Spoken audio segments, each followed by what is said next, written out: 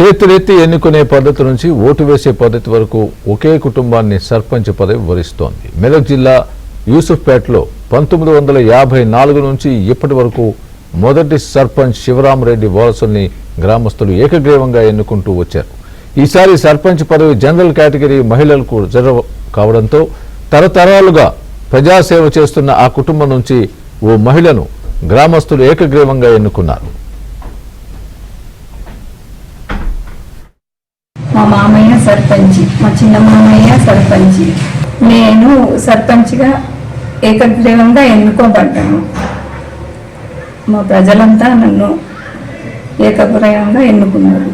నేను మా గ్రామాన్ని మండలంలోనే ఆదర్శంగా చేస్తాను. మా తాతగారు శివరామరెడ్డి గారు ఫస్ట్ సర్పంచ్, తర్వాత మా రెండవ సర్పంచ్గా మా నాన్నగారు చేశారు.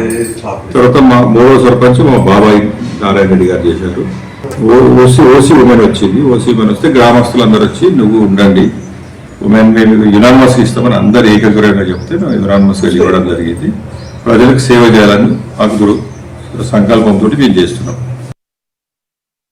గత 1954 నుంచి పట్ల శివరామరెడ్డి సర్పంచ్గా పనిచేశాడు. తర్వాత రామచంద్ర వాళ్ళ అన్న కొడుకైన రామచంద్రారెడ్డి సర్పంచ్ చేశాడు. ఆ తర్వాత అనితా నరేందర్ రెడ్డి ఇప్పుడు ప్రస్తుత సర్పంచ్గా పనిచేస్తున్నారు. వాళ్ళని యూసుఫ్పేట గ్రామస్తులు అందరూ కలిసి ఏకగ్రీవంగా ఎన్నుకున్నారు.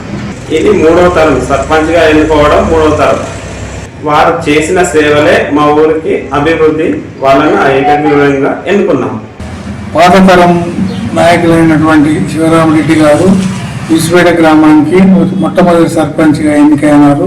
కుమారుడైనటువంటి రామచంద్రారెడ్డి గారు, నారాయణ రెడ్డి గారు, ఇప్పుడు రామచంద్రారెడ్డి గారి కోడలైనటువంటి అనిత గారు ఇప్పుడు 5వ సర్పంచ్గా ఎన్నికైనారు.